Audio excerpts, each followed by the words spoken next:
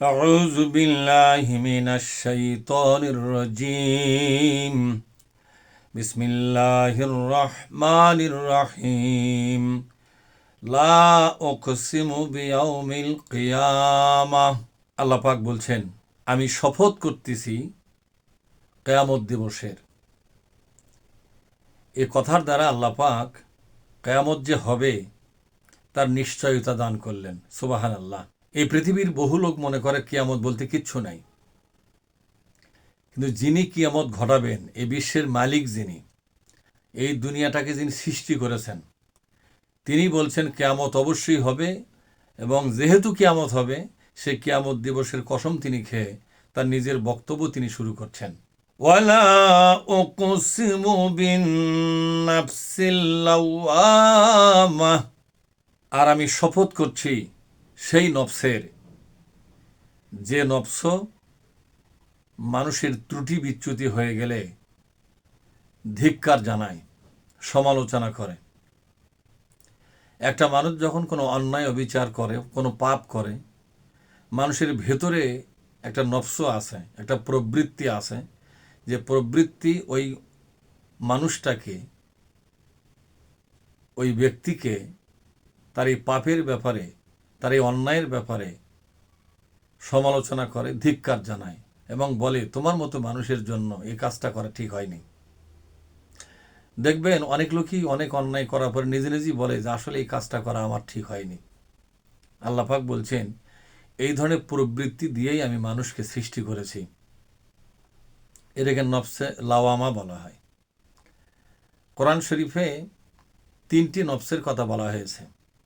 একটা হচ্ছে নফসে মুতমাইন্না, শান্ত আত্মা। এই প্রবৃত্তি, এই নফসটা শুধু একটা ব্যক্তিকে আল্লাহর ইবাদতের দিকে, আল্লাহর সন্তুষ্টির দিকে এবং বিশ্বনবীর সন্তুষ্টির দিকে ধাবিত করে। প্রতিটি মুহূর্তেই তাকে আল্লাহমুখী করে দেয়, রসুলমুখী করে দেয়।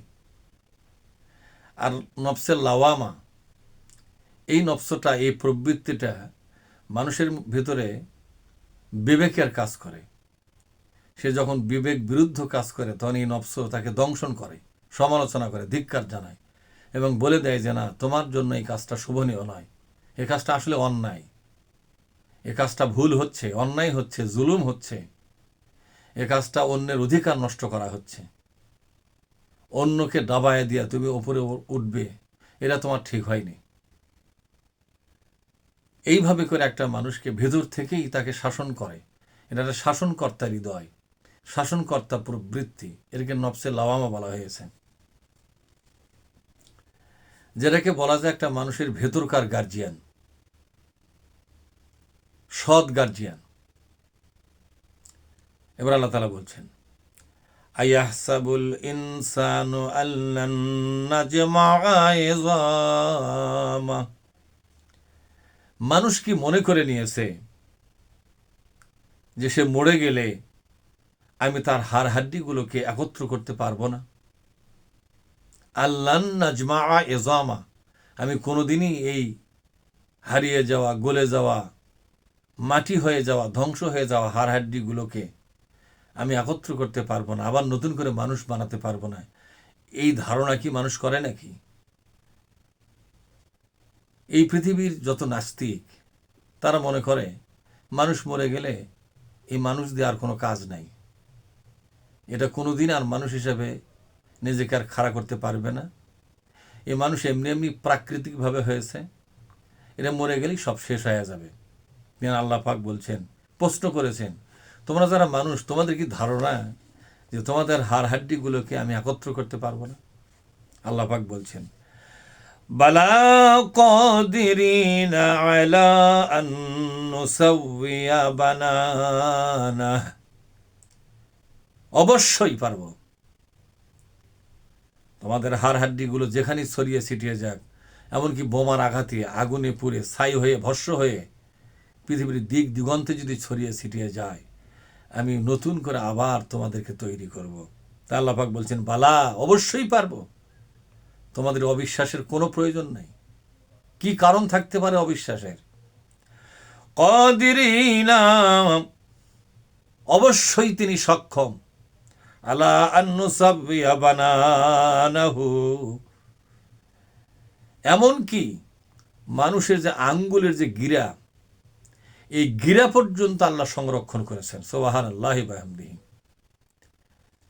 বড় বড় হাড় তো দূরের কথা, ছোট ছোট গিরাগুলোকেও আল্লাহ তাআলা জোড়া দিয়ে আবার পুনরায় তিনি এই মানব নামে অবকাঠামো তিনি তৈরি করে দিবেন।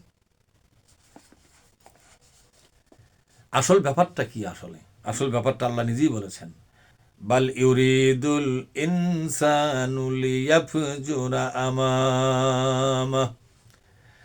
বাল মানে বরং, ইউরিদুল ইনসান, মানুষেরা ইচ্ছা করে, মনে করে, সিদ্ধান্ত নিয়েছে তার সামনের দিনগুলোতে সে অন্যায় অবিচার করে,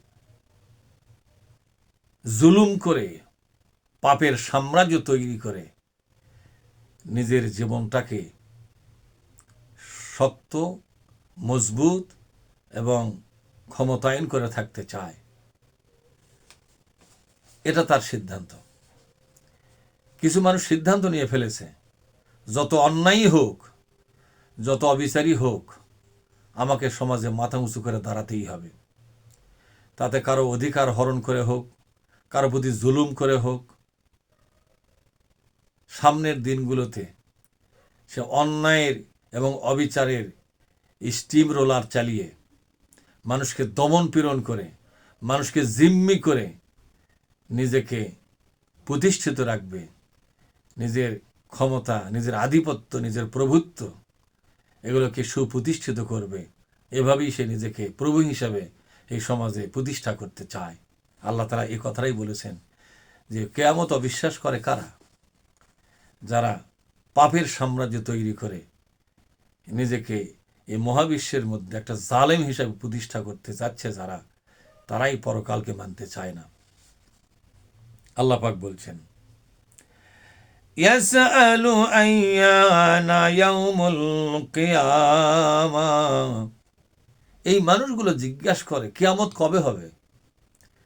এই জিজ্ঞাসা কিয়ামতকে জানার জন্য নয়। কত শতাব্দী চলে গেল, কত হাজার বছর চলে গেল, লক্ষ বছর চলে গেল, এই কিয়ামতের গল্প আমরা বাপ-দাদার আমল থেকে শুনতেছি, ভবিষ্যতেও গল্প করবে। কোথায় সেই কিয়ামত? কত কিছু আসতেছে, কত কিছু যাচ্ছে, কিয়ামত তো আসে না। এর মানে হলো, এই প্রশ্নর ভেতরকার অবস্থা হচ্ছে যে সে কিয়ামতকে অস্বীকার করে। সে মনে করে আসলে কোনোদিন কিয়ামতই হবে না। কিন্তু যারা কিয়ামতের পক্ষে কথা বলে, আখিরাতের পক্ষে কথা বলে, তাদের কথাকে, তাদের বক্তব্যকে মিথ্যা প্রমাণ করার জন্যই তাদের এই অপচেষ্টা। আল্লাহ পাক বলছেন, শোনো, ফাইযা বারিকাল বাসার ওয়া খাসাফাল কমার আজমিআশ শামসু ওয়াল কমার, এমন একদিন আসবে যেদিন প্রত্যেকটা মানুষের দৃষ্টি বিস্ফারিত হয়ে যাবে।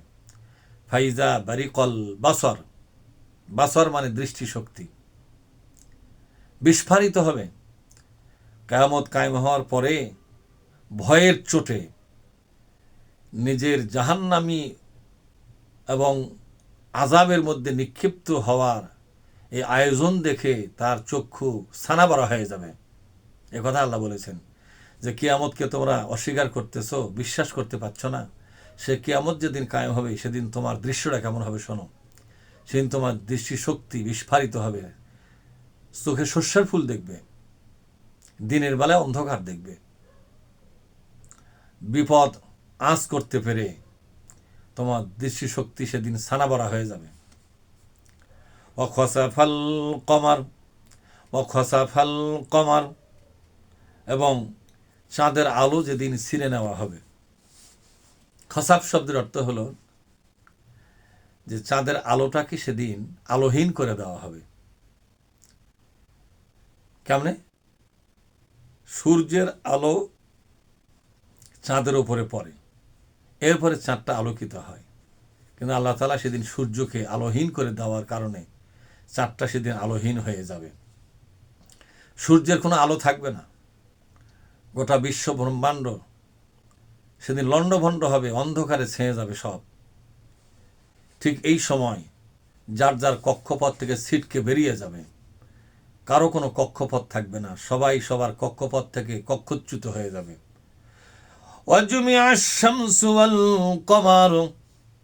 সেদিন চাঁদ এবং সূর্য একাকার হয়ে যাবে, একটার সাথে আরেকটা ঠাস ঠাস করে আঘাত হবে এবং লণ্ডভণ্ড হবে সব কিছু। সেদিন মানুষ কি বলবে জানেন? আল্লাহ পাক বলছেন, ইয়াকুলুল ইনসানু ইয়াউমাইযিন আইনাল মাফার। সেদিন মানুষ এই অবস্থা দেখে, এই ভয়ঙ্কর অবস্থা দেখে, এই গোটা বিশ্ব ব্রহ্মাণ্ড লণ্ডভণ্ড হওয়া দেখে বলবে, আমরা আজকে কোথায় যাব? কোথায় আমাদের আশ্রয় হবে?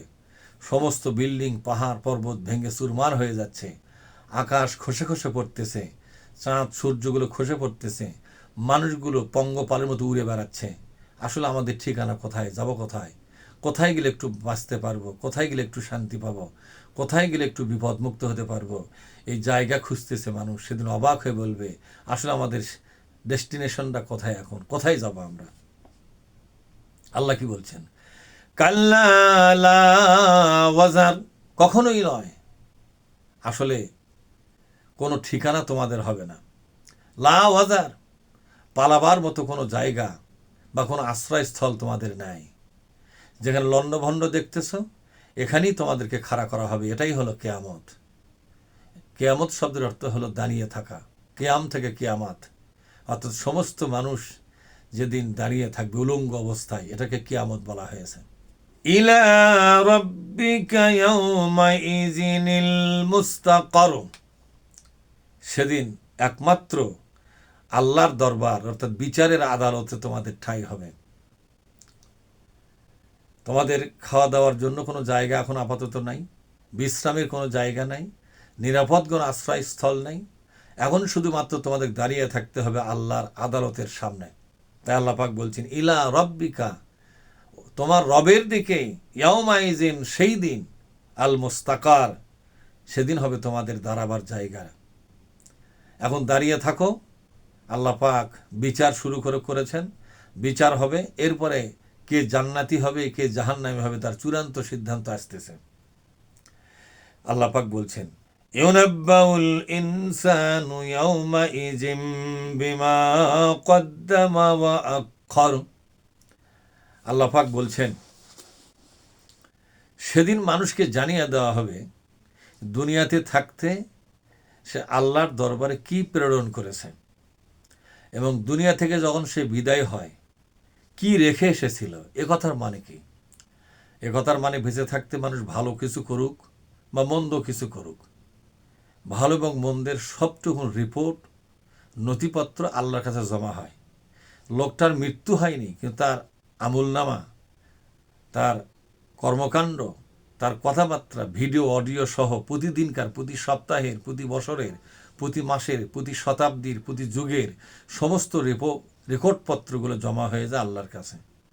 এর হলো বেঁচে থাকতেই প্রেরণ করা। মরে যাওয়ার পরে কিছু রেখে যাওয়া, সেটা কি?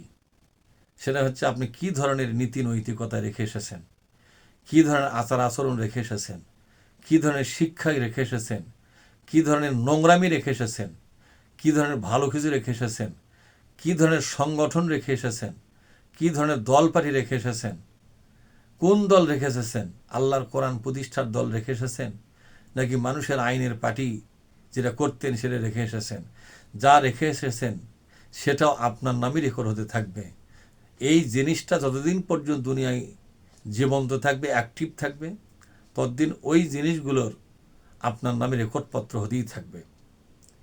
এজন্য বিশ্বনবী বলেন যে মানুষ মরে গেলে কয়েকটা জিনিস জারি থাকে। একটা হলো যে ওই এলেম, যে এলেমটা মানুষকে উপকার দেয়, মানুষকে জান্নাতমুখী করে, মানুষকে কল্যাণমুখী করে, মানুষকে শৃঙ্খলমুখী করে, মানুষকে ইনসাফমুখী করে, মানবিক করে তোলে, এরকম জ্ঞান, এরকম বিজ্ঞান এবং কোনো কিছুর আবিষ্কার যা মানবতার কল্যাণে ব্যয় হয়, এগুলো মানুষের নাজাতের একটা ওসিলা হবে। আর যা কিছু মানুষের অকল্যাণে, মানুষের সর্বনাশের জন্য, মানুষের মধ্যে অন্যায় অবিচার করার স্পৃহা জাগে, এরকম কোনো সিস্টেম অ্যান্ড পলিসি যদি রেখে কেউ চলে যায়, তো এই সিস্টেম অ্যান্ড পলিসি যতদিন পর্যন্ত দুনিয়ায় জীবন্ত থাকবে ততদিন এই মরে যাওয়া মানুষটা এখান থেকে পাবে। তা আল্লাহ তাআলা বলছেন যে একটা মানুষ অবাক হবে পরকালে যে আমি এতগুলো তো অন্যায় করি নাই, অথচ এত অন্যায়ের পাহাড় আমার নামে লেখা আছে। তখন তাকে জানানো হবে তুমি যে সমস্ত অপকর্ম রেখে এসেছিলে, যে সমস্ত নোংরামি রেখে এসেছিলে, এই নোংরামিগুলো যতদিন পৃথিবীতে জীবন্ত ছিল ততদিনকার সমস্ত নোংরামির পাপ তোমার আমল নামে রেকর্ড হতে থেকেছে। আজকে তার পরিণতি তোমাকে ভোগ করতে হবে। আল্লাহ পাক বলছেন যে প্রত্যেকটা মানুষকে সেদিন তার বেঁচে থাকা অবস্থায় যা কিছু প্রেরণ করেছে, মরে যাওয়ার পরে যা কিছু সে দুনিয়াতে রেখে গিয়েছিল, সব কিছুই তার নামে সেদিন তাকে জানানো হবে যে এগুলো তুমি করেছিলে, আজকে তার পরিণতি ভোগ করো। বালিল ইনসানু আলা নাফসিহি বাসীরা, আল্লাহ পাক বলছেন বরং প্রত্যেকটা মানুষকে তার নিজের কর্মকাণ্ডের উপরে সাক্ষ্য হিসেবে রাখা হয়েছে। অনেক লোক বলে যে যে অন্যায়টা করলাম কেউ দেখে নাই। আল্লাহ পাক বলছেন প্রত্যেকটা মানুষের বুকের ভেতরে এবং তার কপালের নিচে দুটি চোখ রাখা হয়েছে। ভেতরকারও চোখ আছে, ভেতরকার চোখ দিয়ে অন্তত দেখতে পাচ্ছে, চামড়ার চোখ উপরেরটা দিয়ে দেখতে পাচ্ছে। সে নিজে দুই হাতে তার শক্তি দিয়া, তার কথা দিয়া, তার পা দিয়া, তার ক্ষমতা দিয়া কি অন্যায় করেছে, কি ভালো করেছে, দুনিয়ার কেউ দেখুক বা না দেখুক, তার অঙ্গ প্রত্যঙ্গ, তার চক্ষু, তার ভেতরকার চক্ষু, এগুলোকে আল্লাহ তাআলা সাক্ষী হিসাবে স্থির করেছেন। সুবহানাল্লাহ ওয়া বিহামদিহি। এই আয়াত দ্বারা একদিকে হুমকি পাওয়া যায়, আর একদিকে আশার বাণী জাগে যে আমি যদি কোনো ভালো কথা বলি, ভালো কাজ করি, তা দুনিয়ার কেউ দেখুক বা না দেখুক, আমার ভেতরকার দুটি চোখ, আমার কপালের কাছে দুটি চোখ, আমার ভেতরকার দুটি চোখ যেটা কলবের সাথে যুক্ত করা আছে, এবং আমার দুটি চোখ যেটা আমাদের কপালের সাথে যুক্ত করা আছে, এই দুটি চারটি চোখ আমার প্রত্যেকটি কথার সাক্ষী এবং দর্শক, প্রত্যেকটি কাজের সাক্ষী এবং দর্শক, প্রত্যেকটি ইশারা ইঙ্গিতের সাক্ষী এবং দর্শক। পৃথিবীর কেউ দেখুক বা না দেখুক, আল্লাহ তাআলা বলছেন মানুষ তুমি তো জানো না, তোমারই চোখ, তোমার নামে আমি দর্শক করে রেখেছি, সাক্ষী করে রেখেছি। কিয়ামতের দিন তোমারই চোখ, তোমার ভেতরকার এবং বাইরের চোখ যা দেখেছে তা আমার সামনে হুবহু বলে দিবে। সেদিন তোমার বাঁচার কোনো সুযোগ নাই। এই আয়াত দ্বারা কিয়ামতের ময়দানে আমাদের দুরবস্থার অবস্থাকে আল্লাহ তাআলা সুন্দরভাবে আমাদের সামনে ব্যক্ত করছেন। ওয়ালাউ আলকা মাআসিরা, আল্লাহ পাক বলছেন যে যদিও প্রত্যেকটা মানুষ এক একটা অপরাধের পেছনে হাজারটা বাহানা দিবে, অজুহাত পেশ করবে যে আমি অপরাধটা করতাম না কিন্তু এই চাপে পড়ে করেছি, আমি অন্যায়টা করতাম না কিন্তু এই পরিস্থিতির কারণে করেছি, আমি এই কথাটা বলতাম না কিন্তু বাধ্য হয় এই পরিস্থিতির কারণে বলতে বাধ্য হয়েছে, আমি ওই দল করতাম না কিন্তু চাপে পড়ে করেছে ওই দল, আমি ঘুষ খেতাম না কিন্তু চাপে পড়ে ঘুষ খেয়েছি, আমি সুদের টাকা নিতাম না কিন্তু বাড়ির পাশে জায়গা বের হচ্ছে, না নিলে আমার সোলপোল আমি বেকাদাত পড়বো, এদের সুদের টাকা নিয়ে হলেও ওই জায়গাটা আমি ক্রয় করেছি। আমি ওজনে কম দিতাম না, খরিদ্দাররা টাকা পয়সা মারে দেয়, এজন্য একটু কম দিয়ে দেয়, ওইটা পুষে নেওয়ার চেষ্টা করি। আমি গোস্ত কম দামে বিক্রি করতাম না, বেশি দামে বিক্রি করতাম না, আমি কম দামে বিক্রি করতাম, বেশি দামে বিক্রি করেছি এই জন্য যে অনেক লোক টাকা মারে দেয়। এভাবে প্রত্যেকটা অন্যায়ের পিছনে প্রত্যেকটা মানুষের হাজারটা বাহানা থাকবে, হাজারটা অজুহাত থাকবে। কথা বলছেন ওয়ালাউ আলকা মাআযিরা, যদিও সে অসংখ্য অজুহাত পেশ করবে আল্লাহর দরবারে যে আমি এই কারণে এই ভুলটা আমি করেছি, আল্লাহ আসলে নিজের ইচ্ছা ইন্টেনশনালি এটা করি নাই। আল্লাহ পাক বলছেন কোনো লাভ হবে না, আমি কোনো অজুহাতই মানব না। তুমি কেন অন্যায় করেছো জবাব দিয়ে এখান থেকে যাও, কোনো অজুহাত চলবে না। সম্মানিত বিশ্ববাসী, সূরা কিয়ামতের এই 1 থেকে 15টি আয়াত, এই সূরাটির নামই সূরা কিয়ামত।